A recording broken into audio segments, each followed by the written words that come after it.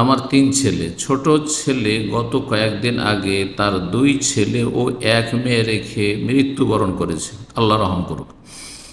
ঘরে আমার দ্বিতীয় স্ত্রী, আমার প্রথম স্ত্রীর নামে ঢাকায় 4 শতক জায়গার ওপর টিন সেট বিল্ডিং আছে। চাঁদপুরে গ্রামের বাড়িতে আলহামদুলিল্লাহ বেশ সম্পত্তি আছে। আমার ইচ্ছা ছোট ছেলের নাতিনদেরকে কিছু সম্পত্তি হেবা করে দেব, ইসলামে তার বিধান কি জানাবেন প্লিজ।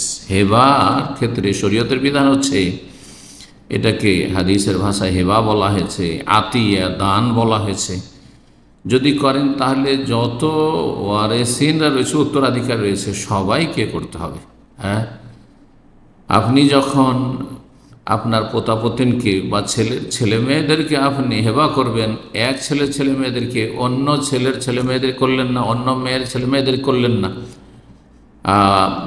বা আপনি আপনার ছেলেদেরকে করলেন না, তাহলে এটা জায়েজ নয়।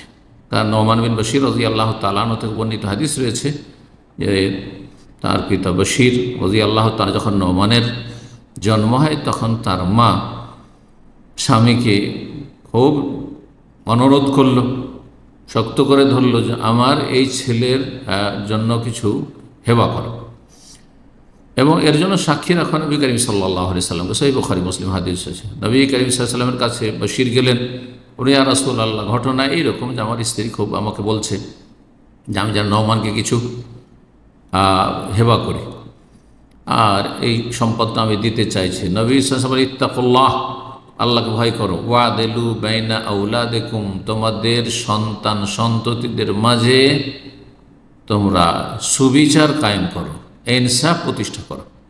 সুবিচার করতে বলেছেন নবী করিম সাল্লাল্লাহু আলাইহি ওয়াসাল্লাম। আর আওলাদ যেমন ছেলেমেয়েরা, তেমন ছেলেমেয়েরাও আওলাদ। সুতরাং যদি হেবা করতে হয় তাহলে সবাইকে দিতে হবে। জি, সবাইকে দিতে হবে। এখানে আরেকটি রাস্তা রয়েছে আপনার, যা বৈধ রাস্তা, সেটা হচ্ছে ওসিয়ত করতে পারবেন। 1/3 অংশের কম হইতে হবে সেটি। আপনার যে মূল সম্পদ রয়েছে তার 3 ভাগের 1 ভাগের কম পরিমাণ হইতে হবে।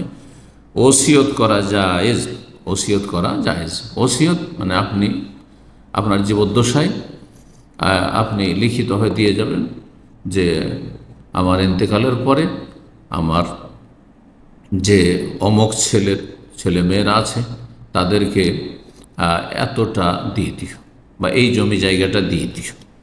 এটা করা যেতে পারে, আপনি সেই পথ অবলম্বন করতে পারেন। জি।